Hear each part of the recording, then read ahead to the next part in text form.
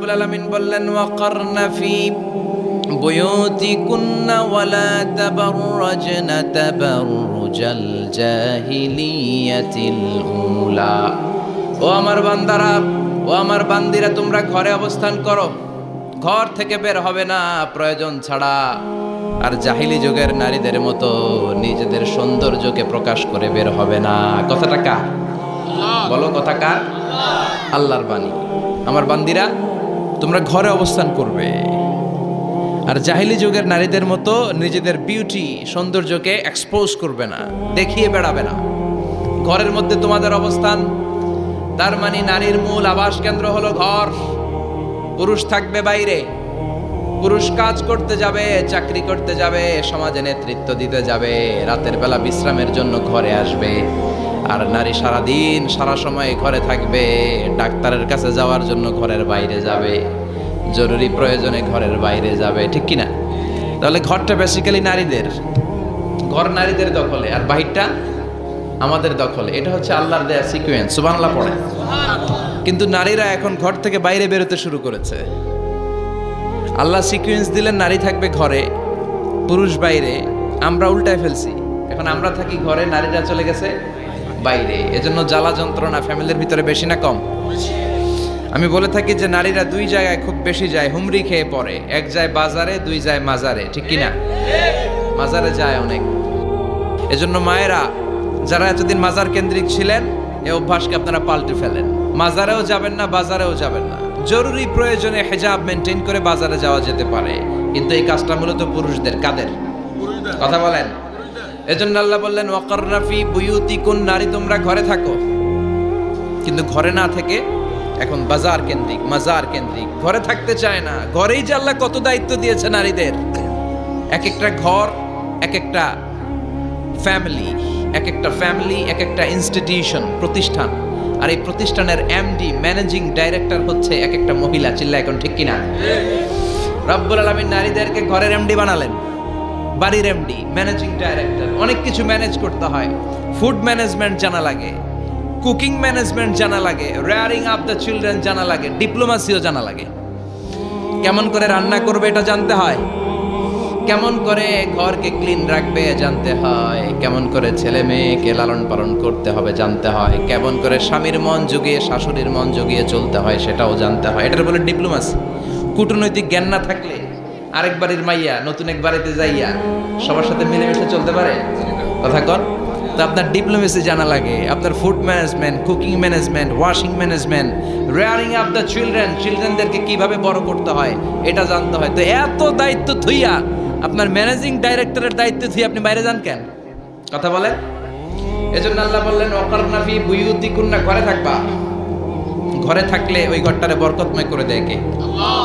দেখবেন যেই ঘরে নারী থাকতে পারে না, ওই ঘরটা উস্কো খুস্কো, রুক্ষ, ভালোবাসার ছোঁয়া নাই।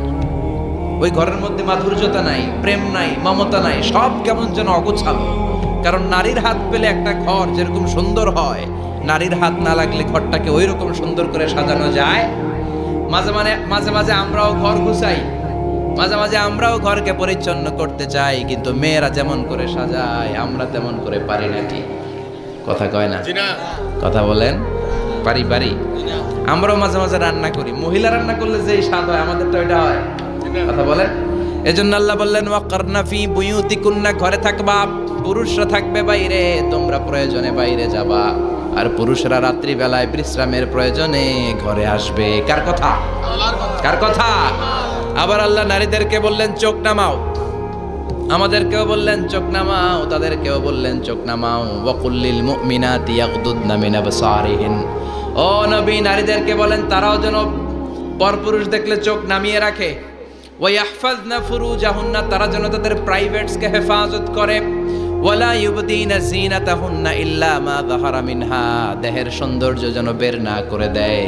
ওয়ালিয়াদরিবনা বিখুমুরিহিন্না আলা জুয়ুবিহিন্না, আর তাদের বুকের উপরে যেন একটা চাদর নামিয়ে দেয়। সুবহানাল্লাহ। ওড়নাটা যেন, উন্নত বক্ষটা তারা ঢেকে রাখে। এখন বুকের উপরে ওড়না থাকে না, ওড়না থাকে গলায়, ঠিক কিনা? অবশ্য এইখানে যে বোনেরা আসছে এদের এই সমস্যা নাই, এরা সবাই বোরকা পরে আসছে। এদের আত্মীয় স্বজনের মধ্যে ঝামেলা থাকতে পারে, তো আপনারা যে পৌঁছে দিবেন। ওড়না থাকবে কোথায়? নারীদের বুকের উপরে ওড়না থাকবে, চাদর থাকবে। গলার মধ্যে ওড়না রাখার জন্য বলা হয় নাই। ওয়ালিয়াদ্রিবনা বিখুমুরিহিন্না আলা জুয়ুবিহিন্না, বুকের উপরে রাখো, নিজেকে ঢেকে রাখো, হেজাব করো। হেজাব করলে নারীর মর্যাদা বাড়িয়ে দেয় কে? সম্মানিত বোনেরা, নারী স্বাধীনতার কথা যারা বলে টেলিভিশনে, এগুলো শুনে আপনারা ভড়কে যাবেন না, এগুলো শুনে আপনারা পাগল হবেন না। মনে রাখবেন, হেজাব আপনার অধিকার, হেজাব নারীর অধিকার, এটা নারীর সৌন্দর্যের প্রতীক। হেজাব নারীর আভিজাত্যের প্রতীক। হেজাব নারীর সৌন্দর্যের প্রতীক, আভিজাত্যের প্রতীক, তার রূপের প্রতীক। এটা তার অধিকার। চিৎকার করে বলেন ঠিক কিনা? কেমন করে হেজাব দেহ থেকে সরাতে হয়, কেমন করে দেহ থেকে কাপড় নামানো যায়, এটা হইল শয়তানের মিশন। এটা কি? শয়তান যখন নিষিদ্ধ ফল সাইয়েদনা আদম আর হাওয়া আলাইহিস সালামকে খাইয়ে দিল, সাথে সাথে জান্নাতের কাপড় পড়ে গেল। জান্নাতেও কাপড় খুলে দিল, দুনিয়াতেও খুলে। ঠিক কিনা? শয়তানের মিশনই এটা। কাপড় যত কমানো যায়, কাপড় যত কমানো যায়। এজন্য খবরদার, আপনারা অনেক সম্মানিতা। খেয়াল রাখবেন, পৃথিবীতে যে জিনিসের মর্যাদা যত বেশি, সম্মান যত বেশি, যেটা যত বেশি দামি, ওইটা তত বেশি প্যাকেটের ভিতরে থাকে। ঠিক কিনা? ঝিনুকের ভিতরে থাকে মতি, মতি খোলা থাকে না। স্বর্ণ অলংকার, স্বর্ণের দোকানে যখন যাবেন দেখবেন শাটারের সামনে এত বড় বড় তালা, অন্য দোকানে এত মোটা তালা নাই। আবার যেখানে গ্লাস ফিটিং করা স্বর্ণ রাখা হয়, ওইখানেও কয়েকটা লকার সিস্টেম আছে না নাই? ঘরে যখন আমরা অর্নামেন্টস রাখি, গহনা রাখি, ঘরের সবচেয়ে গোপন কক্ষের ভেতরে, গোপন আলমারির ভেতরে, গোপন সিন্ধুকের গোপন ড্রয়ারের ভেতরে কয়েকটা তালা মেরে স্বর্ণ রাখি। যেরকম ঠিক কিনা? 50,000 টাকার বান্ডিল নিয়ে যখন রাস্তায় বেরোয়, কেউ হাতে নিয়ে বেরোয় না, এমনি দেখা যায় না। এই যে দেখ, 50,000। কখনো কাউরে 1,000 টাকার নোট ধরেন, এটা 1,000 টাকার নোট। কয় হাজার টাকার নোট? কথা কয় না? 1,000 টাকার নোট। এটা কাউরে দেখবেন যে 1,000 টাকার নোটটারে এইভাবে কইরা এদিকে অর্ধেক আর এইভাবে এইভাবে রেখে রাস্তায় হাঁটতেছে। কোনো পাগলও হাঁটবে? কোনো পাগলও হাঁটে না, কারণ দামি জিনিস। এটার হেজাব লাগবে, এটা নেকাব লাগবে, এটাকে প্যাকেট করতে হবে, এটাকে প্রিজার্ভ করতে হবে। এজন্য যে নারীরা হেজাব করে তারা কোনোদিন ইফটিজিং এর শিকার হয় না। চিল্লায় বলো ঠিক কিনা? হেজাব যারা করে তারা বিপদে পড়ে না, কারণ হেজাব পরলে এক একটা নারীকে জান্নাতের হুর পরীর মতো লাগে। ঠিক কিনা?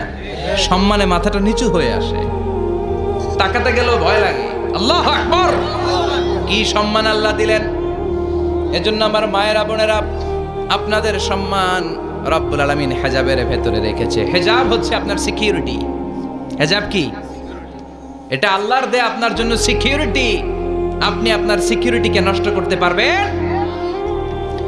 এজন্য ইসলাম বলে, খবরদার, নারী যদি কোনো দূরের জায়গায় সফর করে, দূরের রাস্তায় সফর করে, নারী যেই তো সম্মানিত, একা একা কোনো নারী যেতে পারবে না। সিকিউরিটির দরকার আছে না নাই?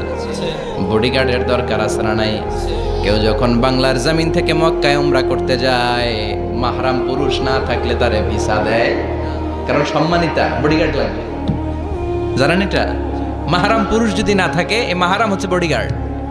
মাহরাম পুরুষ না থাকলে উমরার ভিসা হয় না, হজের ভিসা হয় না, কারণ লম্বা সফর, আর যে সফর করবে সে সম্মানিতা। সম্মানিতা নারীর জন্য সিকিউরিটির দরকার আছে না নাই? বডিগার্ড লাগবে কি লাগবে না?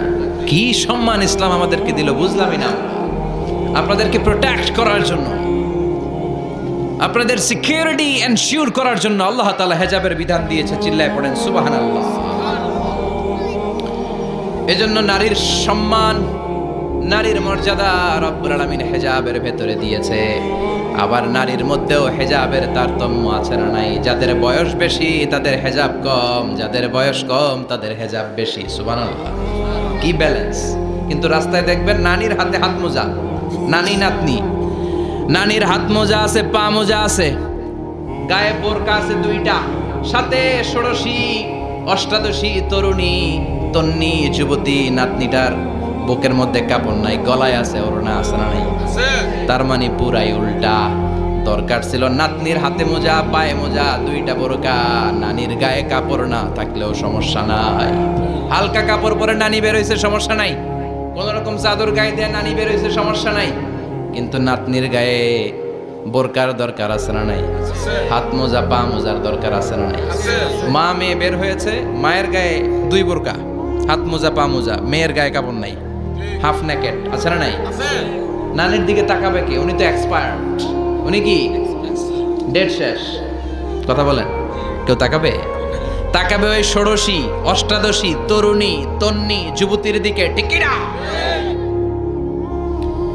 এজন্য ইসলাম বলে খবরদার, হেজাব ছাড়া বের হওয়া যাবে না, নিকাব ছাড়া বের হওয়া যাবে না। বিশ্বনবী বললেন, মা তারাকতু মিন বাদি আদাররা আলার রিজালি মিনান নিসা, আমি চলে যাব কিন্তু আমার পরে আমার পুরুষ উম্মতদের জন্য নারীর চাইতে বড় কোনো ফিতনা আমি রেখে যাই নাই।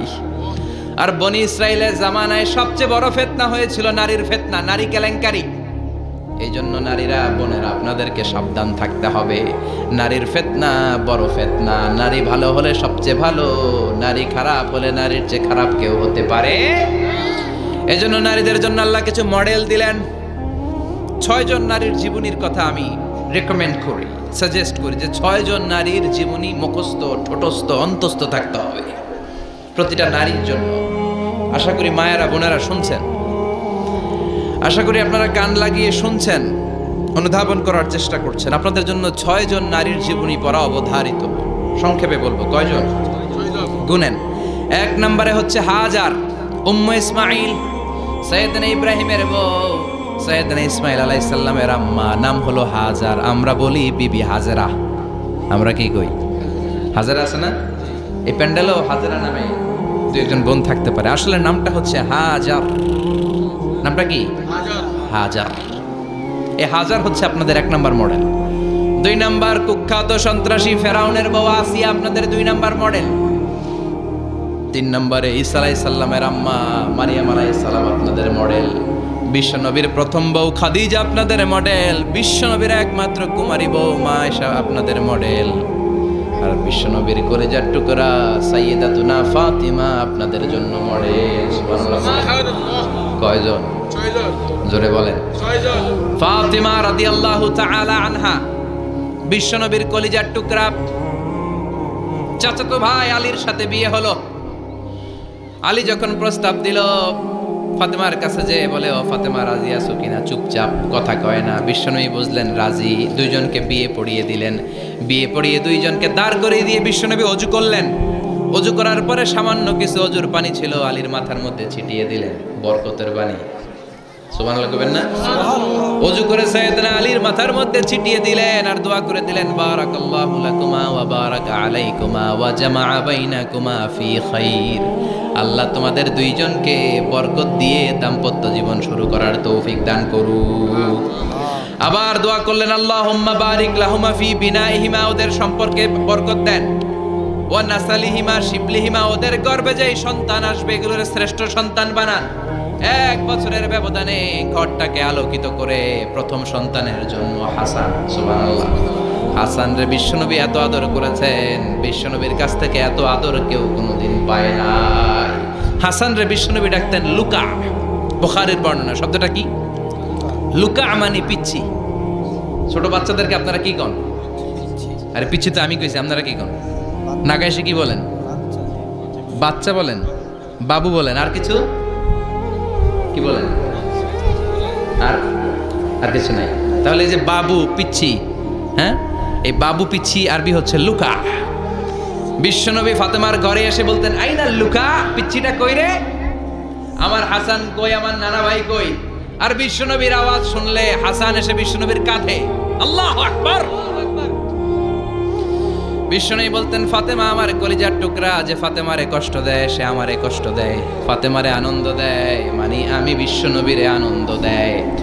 এই ফাতেমা সবসময় পর্দায় থাকতেন, দিনের বেলা বেরোতেন না, সারা দিনে টয়লেট করতেন একবার, সেটাও করতেন রাত্রে, যাতে দিনের বেলা কেউ তারে না দেখে। কি ব্যালেন্স লাইফ, কি ব্যালেন্স লাইফ! রাতে একবার টয়লেটে যাওয়া মানে কি সারাদিন খাওয়া দাওয়া এরকম ব্যালেন্স করে করতেন।